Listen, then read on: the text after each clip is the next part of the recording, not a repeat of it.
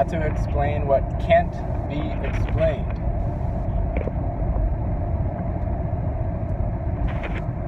It's the same as the video Og posted where the kid was like,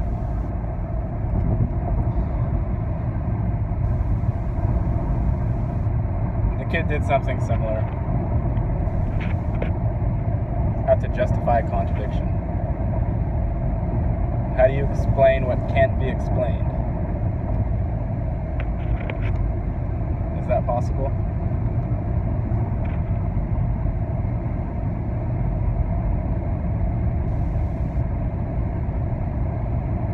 Yeah, it can't be explained.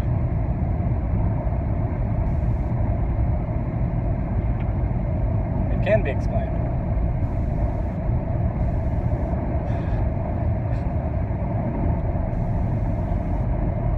The solutions always come very quickly. And it becomes a reflection back to the internal belief structure of the person who is speaking.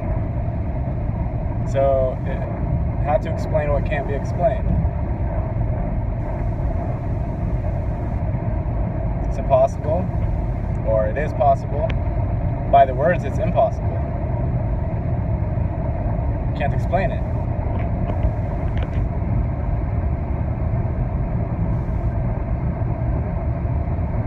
But if you, as yourself, believe it's possible, then you'll be able to do it.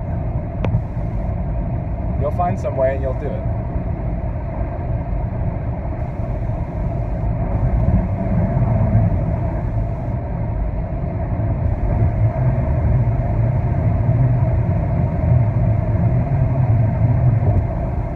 It's like Andrea sent me this picture of a sign today that said, posting of signs is prohibited.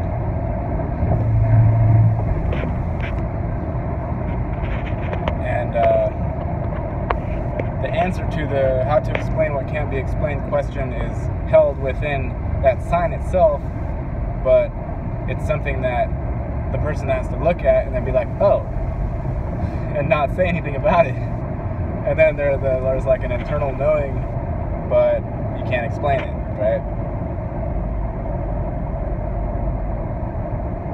And of course, infinite regress and blah, blah, blah. And it's not very useful to me to go on that particular line of thought for very long, because it's just more running in circles and chasing rabbits and Ouroboros activity, etc. Like, that paradoxical nature of the existence simply is what it is. It's also part of the fun of it, because people get tongue-tied and mind-tied and they don't know what to do or say or think, because the part of them that believed that paradoxes are impossible got turned into a pretzel. So it's like, and you got some issues.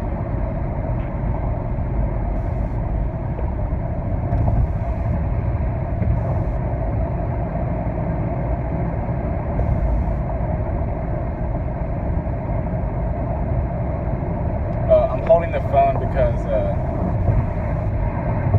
phone mount is really loud. It might still be really loud, I don't know. Hopefully this is better. We'll see.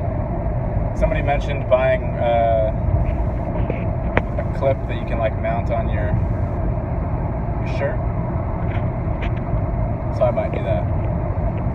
I don't know. How to explain what can't be explained. Well, what does can't be explained mean? I think that means that can't be put into words, but to me, at the same time, it could also mean there's a difficulty in translation. If, well, for the first part, if someone speaks different languages, and then for the second part, if two people are just different makeup of beings, or different physicality, or different dimensions being projected into the physical body, then that would answer the question also what explaining means.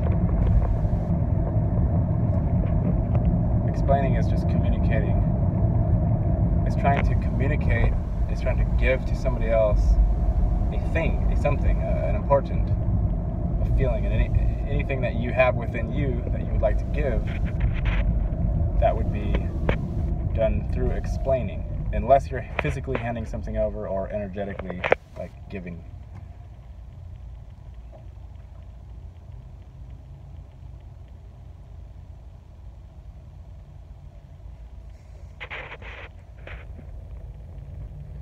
Human kindness. Is there any left?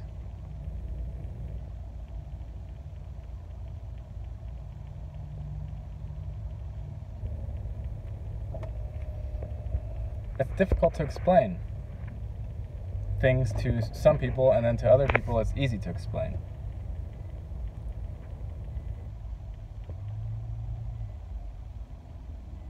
So how do you explain what can't be explained? It's a meaningless. All language is contextual. I'm only making this video because I was having a conversation with my brother, and there was a lot of things happening, and words were happening, and difficulties in understanding were also happening. So I was thinking back to this idea that there are some things that can be talked about, and there are other things that simply can't be said.